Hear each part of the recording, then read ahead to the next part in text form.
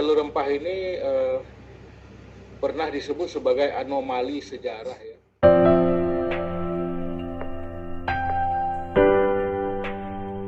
Terima kasih undangannya, terutama kepada Ketua MSI Pak Wan Nofri dan Lukman Hakim yang mengundang saya, dan Balai Pelestarian Nilai Budaya Sumatera Barat ya. Saya diminta berbicara mengenai jalur rempah dan jaringan intelektualisme Islam ya. Kemudian kaitannya juga dengan kosmopolitanisme. Yang pertama, jalur rempah ini pernah disebut sebagai anomali sejarah ya. Anomali sejarah karena banyak sekali anomali, itu artinya penuh dengan teka-teki ya. Tidak terlalu jelas, masih samar-samar gitu ya. John Key ya, pernah menulis itu mengenai Spice Route A History. Jadi dan juga Spice Road ini, jalur rempah ini sudah lama eksis ya, dan orang tidak tahu persis bagaimana konfigurasinya. Rempah-rempah itu biasanya ya selalu dikaitkan dengan datang dari tempat yang jauh ya, dan bagi Eropa memang kemudian jalur rempah itu menjadi menguasai imajinasi mereka, capture their imagination. Jadi imajinasi itu dikuasai, bagaimana caranya kita dari Eropa ini bisa sampai ke tempat di mana rempah-rempah itu dihasilkan, bisa diperoleh ya. Karena apa? Karena orang Eropa, kita tahulah orang Eropa itu hidup dalam 4 musim ya. Sekarang musim gugur atau autumn, nanti setelah itu datang musim dingin ya kan. Musim dingin itu kalau dikasih pakai minyak angin gitu ya, atau yang disebut sebagai kajuput ya, minyak kayu putih, itu enak, nyaman ya kan. Samalah dengan, jangankan orang Eropa, kita aja juga pakai minyak kayu putih itu nyaman ya, minyak telon dan macam-macam, minyak cangkeh dan macam-macam, itu membuat nyaman lah, baunya juga enak gitu ya. Nah, oleh karena itu saya kira usia diperkirakan ini paling singkat itu lebih dari 3 milenium ya. Mungkin lebih dari 3 milenium.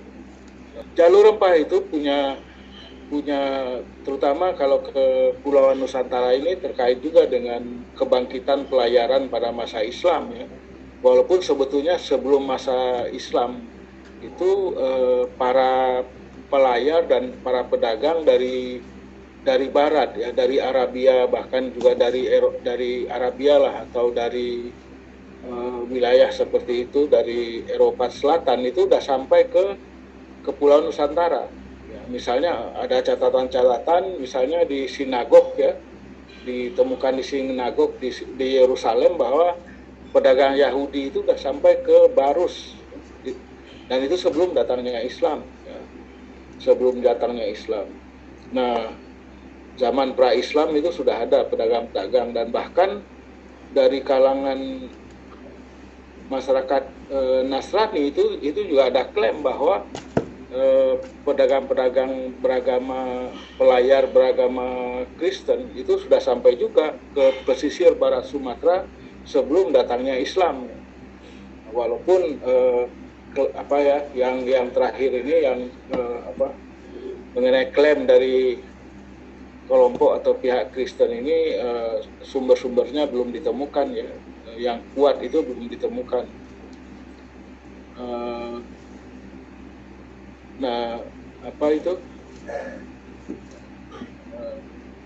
Kalau yang Yahudi itu sudah ada ditemukan bukti-buktinya, ditulis juga itu mengenai hubungan di antara orang Yahudi dengan pelayaran yang lebih luas, yang global ya. Tapi puncak kebangkitan jalur rempah itu terutama sejak ke masa dinasti Umayyah dan Abbasiyah. Dinasti Umayyah dan Abbasiyah ya. Kita tahu bahwa masa dinasti Umayyah dan Abbasiyah ini adalah masa ekspansi ya. masa konsolidasi dan ekspansi Islam. Konsolidasi dari sudut ajarannya, kemudian juga ekspansi dari sudut wilayahnya. Ya. Pada masa itulah kemudian Islam bukan hanya mengalami konsolidasi dari sudut ajarannya, ya, yang tadi hanya bersumber dari Al-Quran dan hadis, gitu, itu kemudian berkembang menjadi berbagai macam-macam, termasuk bidang teologi, kalam, fikih, ataupun juga tasawuf, sufisme. Tapi juga wilayahnya semakin meluas ke Afrika Utara, bukan hanya Mesir, tapi juga sampai ke pinggir Atlantik, Maroko, kemudian sampai bahkan ke RRC, wilayah Cina, ya kan, kemudian sampai ke selanjutnya itu adalah ke Kepulauan Nusantara. Ya.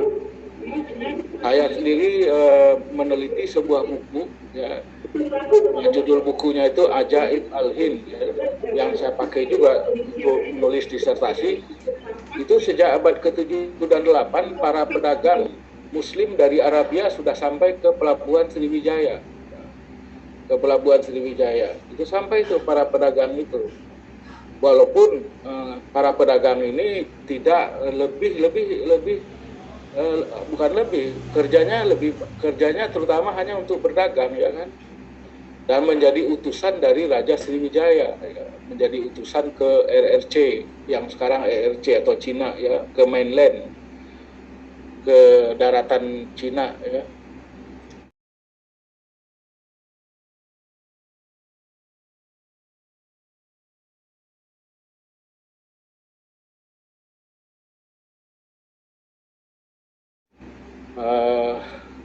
Tidak ada bukti-bukti bahwa para pedagang Arabia ini juga ikut misalnya dalam proses Islamisasi.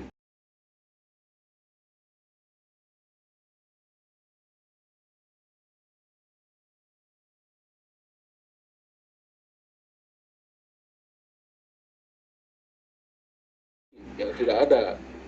Mereka itu lebih tertarik mengumpulkan rempah-rempah, ya, dari Maluku, ya kan, dari Maluku itu mereka rempah-rempah yang dibawa dari Maluku dan kemudian juga sampai ke Pelabuhan Sriwijaya. Walaupun pedagang Muslim ini sendiri nggak sampai ke Maluku, mereka hanya membeli barang-barang dagangan rempah-rempah itu terutama adalah di Palembang, katakanlah begitu, ya. Nah, tapi menurut saya juga para pedagang dari asing ini yang dari Arabia itu mendapatkan patronase dari penguasa lokal, dari raja-raja, termasuk raja Sriwijaya yang tadi saya sebutkan itu, ya. Maka kemudian terjadilah apa yang disebut sebagai perdagangan bebas, ya kan, perdagangan bebas, free trade, international free trade. Nah, dengan perdagangan bebas inilah maka kemudian terjadi peningkatan ekonomi dan kemudian terjadilah peningkatan kesejahteraan, ya. Itu yang disebut oleh sejarawan Anthony Reid, ya, Profesor Anthony Reid sebagai Southeast Asia in the Age of Commerce, ya. Jadi Asia Tenggara atau negeri di bawah angin, the lands below the wind, dalam masa perdagangan, ya. Itu Memang kemudian pada masa pasca Abbasiyah itu, ketika Abbasiyah kemudian merosot dan kalah runtuh, ya, karena serangan Mongol. Pada saat yang sama kemudian Eropa mengalami Aufklärung dan kemudian kemajuan dalam bidang sains dan teknologi. Maka kemudian muncullah para pengembara dari Eropa, termasuk Christopher Columbus. Columbus itu bahkan sampai ke Amerika Latin, Amerika Selatan, ya kan. Dia kemudian ke arah barat, dia melintasi Atlantik. Makanya kemudian Columbus gak sampai ke Kepulauan Nusantara, dia sampainya ke Amerika Latin. Ya, yang sampai ke Kepulauan Nusantara itu adalah Vasco da Gama, ya kan, atau Magellan, yang kemudian sampai ke Pasifik, gitu. Nah, jadi itulah yang terjadi dalam proses perkembangan politik yang ada baik Umayyah, Abbasiyah, dan kemudian kemunculan Eropa ya, para pengembara, dan kemudian belakangan setelah itu disusul oleh kekuatan kolonialisme Eropa yang kemudian menguasai perdagangan, menguasai jalur rempah, dan kemudian menerapkan monopoli. Dan ketika monopoli itu diterapkan, maka terjadilah kemunduran. Ekonomi mengalami retardasi karena dari dulu sampai sekarang praktek monopoli itu selalu merugikan ya, selalu merugikan. Ekonomi itu menjadi bonsai, menjadi kecil, nggak pernah tumbuh. Termasuk juga sekarang. Apa saja bidang yang dikuasai secara monopoli, apakah oleh pemerintah, apakah oleh swasta, itu tetap merugikan publik secara keseluruhan. Nah, yang paling penting juga dari jalur rempah itu adalah terjadinya pertukaran ilmu, budaya, dan agama. Jadi jalur rempah itu bukan hanya sekedar jalur untuk terjadinya trading. Trading itu tukar menukar ya, tukar menukar komoditas, dalam hal ini rempah-rempah. Karena apa? Karena jalur rempah ini melibatkan wilayah-wilayah pesisir ya, pesisir pantai, kota-kota pantai, dan kita tahu bahwa sebagian besar kuasa politik di Kepulauan Nusantara ini pusatnya di pesisir ya. Hanya satu atau dua saja, beberapa saja kuasa politik kerajaan atau kesultanan itu ada di pedalaman. Semua di pesisir ya. Aceh ataupun Johor atau Banten atau dan sebagainya itu adalah di pesisir semua, Goa ya kan, Makassar itu. Inilah yang kemudian menyebabkan kemudian pelabuhan-pelabuhan tadi itu, pusat-pusat kekuasaan tadi, pusat kuasa tadi, kekuasaan lokal tadi itu terekrut ke dalam jaringan atau hubungan yang bersifat internasional ya. Tadi sudah saya sebut perdagangan internasional. Itulah yang kemudian memunculkan apa yang kita sebut sebagai kosmopolitan. Kosmopolitan itu tentu saja berasal dari kata kosmos. Kosmos itu berarti menjagat ya, menjagat raya gitu. Dan kosmos itu juga sekaligus kosmopolitan itu pengakuan tentang keragaman orang, keragaman ya, manusia itu beragam-ragam. Jadi ya tidak seragam lah dalam dunia ini, orang itu tidak seragam. Jadi dengan jalur perdagangan itulah maka kemudian praktek gagasan dan sekaligus juga praktek kehidupan yang kosmopolitan yang mengakui keragaman masyarakat, yang kemudian orang datang dari berbagai penjuru kosmos penjuru dunia ya, itu datang bertemu ya, maka kemudian terjadilah pertukaran tadi itu, pertukaran budaya misalnya kan, cara berpakaian itu kemudian dipengaruhi, atau cara berpakaian, cara mungkin juga bahkan kuliner juga, atau bahkan juga bahasa ya. Dan dalam konteks Kepulauan Nusantara, maka bahasa Melayu menjadi lingua franca, menjadi bahasa perdagangan ya, menjadi bahasa hukum ya, hukum transaksi penjualan ya, penjualan di pelabuhan-pelabuhan itu menggunakan bahasa, dan kemudian bahasa Melayu yang kemudian bersamaan dengan terumusnya fikih ya, fikih muamalah, fikih mengenai perdagangan itu bagaimana harus dilakukan sesuai dengan ketentuan-ketentuan fikih yang harus mengikuti menjalankan transaksi perdagangan itu secara adil. Jadi perdagangan itu kemudian tukar menukar yang terjadi, baik perdagangan ataupun pertukaran budaya, pertukaran bahasa, pertukaran sosial, itulah yang kemudian sebagaimana tadi saya katakan memunculkan kosmopolitanisme ya. Kosmopolitanisme ya, yang baik pada level Kepulauan Nusantara secara keseluruhan ataupun pada level kesultanan di satu wilayah lokal ya, di satu daerah lokal pada segi yang lain. Itu bisa kita lihat misalnya apa yang terjadi di Aceh atau di Pelabuhan Banten misalnya, atau juga di Pelabuhan Demak atau di Surabaya dan seterusnya. Itu mencerminkan terjadinya kosmopolitanisme, terjadinya interaksi ya di antara lingkungan yang lebih besar yang bisa disebut sebagai makrokosmos dengan lingkungan lokal yang lebih kecil yang bisa disebut sebagai mikrokosmos ya. Nah, jadi inilah kosmopolitanisme yang membuat kehidupan itu menjadi terbuka, menjadi reseptif. Ya, orang terbuka, orang tidak terbuka bisa berinteraksi satu sama lain tanpa didasari oleh kecurigaan-kecurigaan ataupun apalagi sikap bermusuhan ya. Karena apa? Karena interaksi yang terjadi di antara orang-orang yang berbeda ini akan mendatangkan manfaat dan keuntungan bagi semua pihak, ya kan?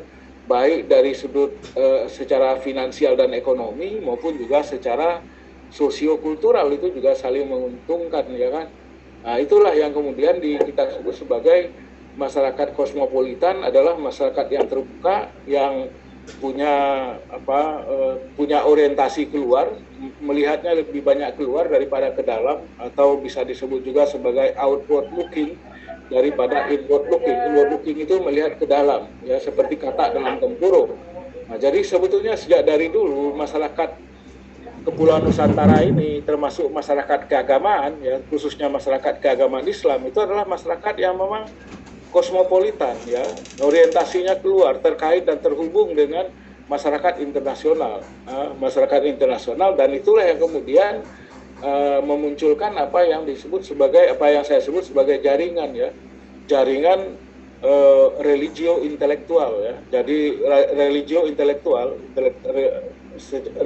religio itu maksudnya agama, tapi intelektualisme keagamaan, keislaman, dan itu sebetulnya mulai terbentuk sejak abad 15. Itu sudah mulai terbentuk ketika pada masa itu abad 15, 16 terjadi peningkatan hubungan di antara Kepulauan Nusantara melalui kapal-kapal layar yang ada, kapal-kapal dagang yang berlayar, ya, membawa rempah-rempah itu, baik yang kepunyaan dari masyarakat lokal sendiri, masyarakat pedagang, apakah dari Sulawesi Selatan ataupun dari Aceh misalnya, kemudian pada masa sesudah itu abad 16 dan kemudian 17 itu yang kemudian berlayar, yang melintasi pulau-pulau, melintasi lautan-lautan yang ada di Kepulauan Nusantara dan juga lautan Hindia, ya, menuju ke arah barat, ya. Jadi kapal-kapal itulah kita misalnya mendapat laporan dari sumber-sumber Arab mengenai kapal-kapal Aceh yang berlayar, ya, membawa barang dagangan, membawa rempah-rempah, melintasi Samudra Hindia, kemudian masuk Laut Merah, kemudian dibawa bisa ke arah utara itu, ke Jeddah, dan dari Jeddah kemudian baru ke Mekah dan Madinah. Itu satu jalur.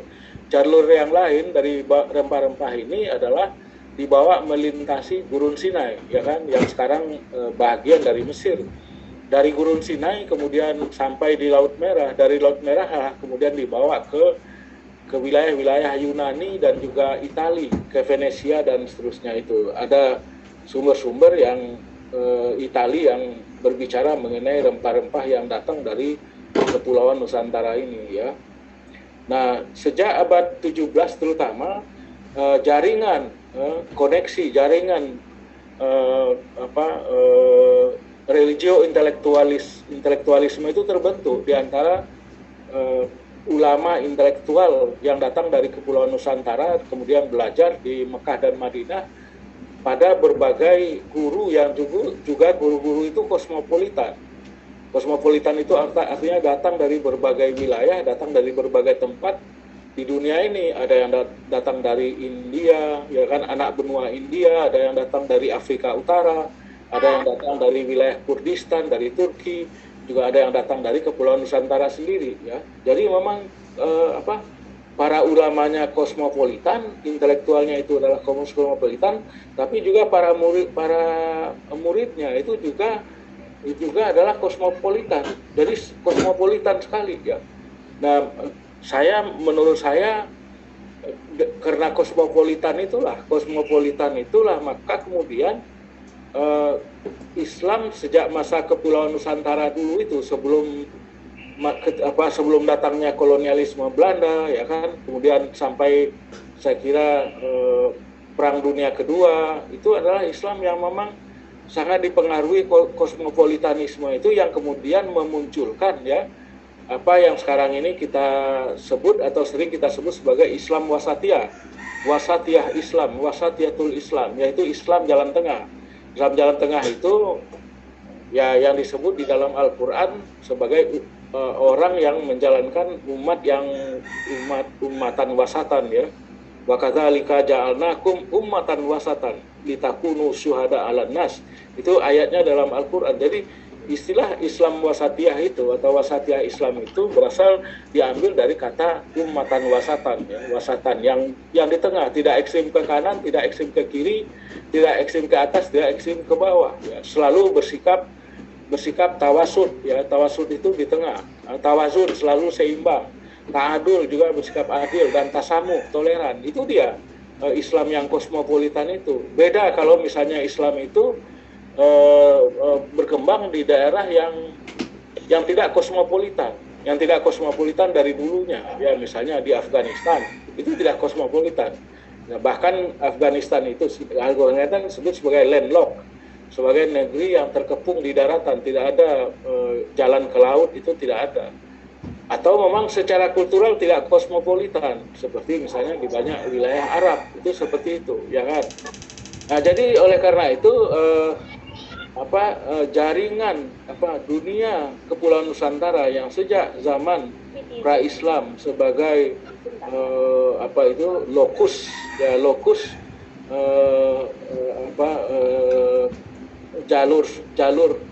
jalur rempah-rempah itu memang kemudian memiliki pengaruh yang sangat besar di dalam pembentukan tradisi Islam yang wasatiyah itu tadi ya.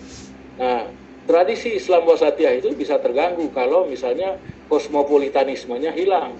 Kosmopolitanisme masyarakat muslimnya hilang, dan kita melihat sebetulnya gejala-gejala kehilangan kosmopolitan itu ada di kalangan masyarakat muslim sekarang ini. Itu ada gejala-gejala itu, penolakan pada misalnya kosmopolitan itu ada di kalangan kaum muslimin. Saya kira mungkin karena pengaruh dari perkembangan dunia Islam secara keseluruhan. Nah, saya kira itu yang ingin saya sampaikan karena waktunya udah habis nih. Saya cukupkan sekian. Juga saya menyinggung itu apa hubungan di antara jalur rempah dengan jalur sutra maritim ya kan. Saya melihat sebetulnya karena RRC itu giat sekali mengkampanyekan jalur sutra maritim ya kan, sebagai bahagian dari kerangka yang disebut sebagai one belt one road ya kan. Nah, saya berargumen bahwa apa yang disebut sebagai jalur maritim, jalur sutra maritim itu adalah satu penemuan ya, satu invention, bukan sesuatu yang aktual pernah terjadi di masa lalu. Jalur sutra itu hanya pernah jalur melalui darat, yaitu melalui Asia Tengah dan kemudian sampai ke Eropa, tapi tidak ada pernah kita temukan bahan mengenai adanya jalur sutra maritim ya, di antara Cina ya, mainland Cina daratan dengan kepulauan, dengan laut yang ada di Kepulauan Nusantara, dan kemudian melintasi lautan India dan seterusnya sampai kemudian Laut Merah dan sampai ke Eropa. Tidak ada itu bukti-buktinya. Nah, saya kira demikian Bu moderator, saya cukupkan sekian. Kelamaan nanti. Terima kasih. Assalamualaikum warahmatullahi wabarakatuh. Waalaikumsalam warahmatullahi